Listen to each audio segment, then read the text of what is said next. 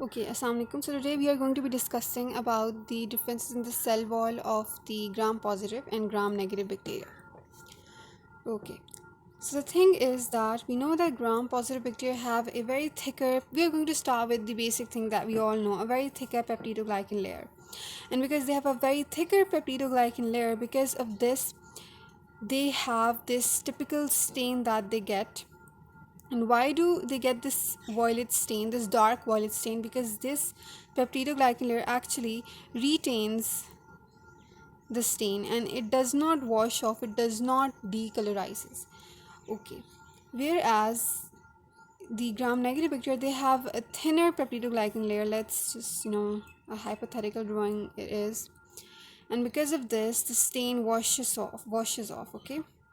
So that's why we call them gram negative, because they get decolorized and they don't take the stain, they don't retain the stain when we add a decolorizing agent, because peptidoglycan layer is very thin in this case. Okay, now what is present on the outer side? Now in case of gram positive bacteria, there are variable cell surface proteins over here, which are not present in case of gram negative bacteria.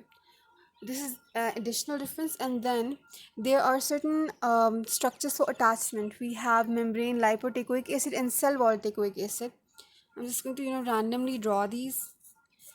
Now these teichoic acids, they are used for attachment. Okay, they are also not present in case of gram negative bacteria.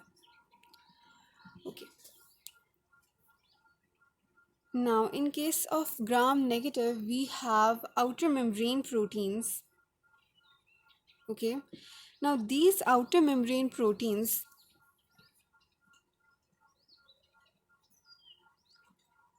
they generally include the endotoxins. Okay, and endotoxins are lipopolysaccharides. Gram positive do not have those endotoxins. Okay, so these are very specific. We will discuss endotoxins in details in another discussion.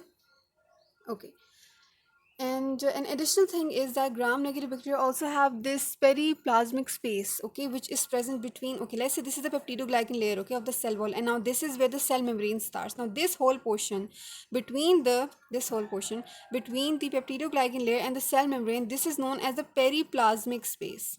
This is also not present in gram positive bacteria. There are also many other differences. You can add them up in the comments section. We can discuss them. This is just a general overview that the peptidoglycan layer is much thicker in gram positive. This is the reason for retention of stain, and hence this is the reason for the name gram positive. Okay. And then we have teichoic acid and lipoteichoic, sorry for the pronunciation, lipoteichoic acid, which basically aid in the attachment of the bacteria. And then we have additional cell surface proteins, whereas in case of gram negative bacteria, we have these outer membrane proteins, lipopolysaccharide, endotoxins. These lipopolysaccharides are actually the endotoxins which are absent in gram positive, and a very thinner peptidoglycan layer, hence the name gram negative, because it's unable to retain the stain when we add a decolorizing agent. And then there's an additional periplasmic space over here between the peptidoglycan layer and the cell membrane.